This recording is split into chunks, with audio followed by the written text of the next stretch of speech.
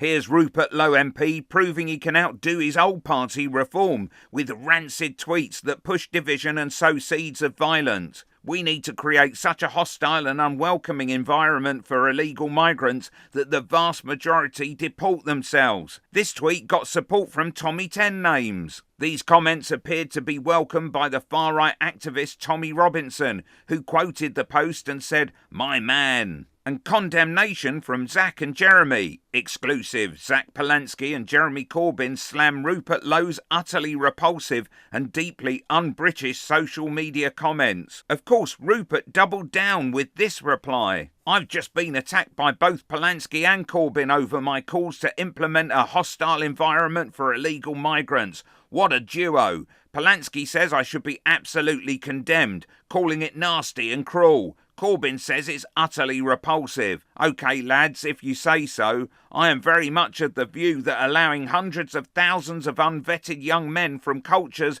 that actively hate women and us to roam our streets is absolutely mental." But remember, Rupert has been a keen advocate for leaving the EU, having been part of the Brexit party. So here's Lib Dem Charlie detailing how Farage, and we can include Rupert here too, are partially responsible for the mess we're in regarding asylum seekers and the hotels they've been put in. Europe has mass migration as well, so it can't possibly be Brexit and Nigel Farage's fault. Yes, Europe does have mass migration, but that misses the point that I was making. My point was that Brexit broke our specific asylum system. So we were coping with the numbers, Brexit broke the system, and then we ended up with a large backlog and we needed to use hotels. Number two, we had thousands of crossings before Brexit, so Brexit wasn't at fault.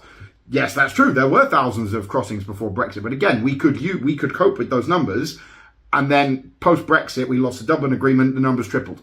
Number three, the backlog increased because the Tories delayed processing, not because of Brexit. Well, it's true, the Tories did delay processing. They absolutely made the problem worse. They were delaying processing people so they could try and send them to Rwanda.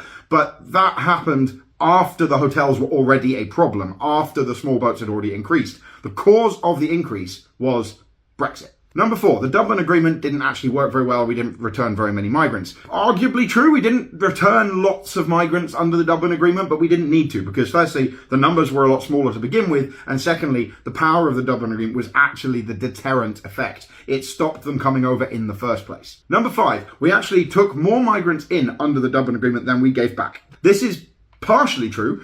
After 2016, when we voted to leave the EU and the EU was no longer feeling cooperative, yes, that is true. We took in more than we gave back. But before that, we were giving back far more than we took in. Number six, Brexit can't be blamed because we never left the EU.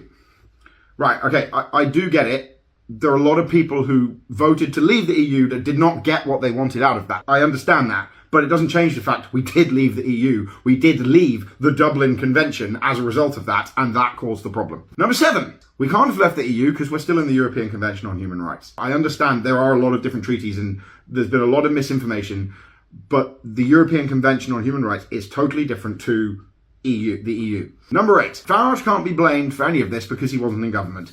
Yes, the Tories deserve an awful lot of the credit for the disaster that is Brexit, but Farage was critical to making it happen. In 2015, he ran UKIP, and UKIP scared the Tories so much that David Cameron called a referendum, which he lost. And in 2019, it was the Brexit Party, led again by Farage, who stood aside candidates in the general election to allow Boris to get the majority he needed to push his deal through Parliament. Click here for some more Reform reprobates.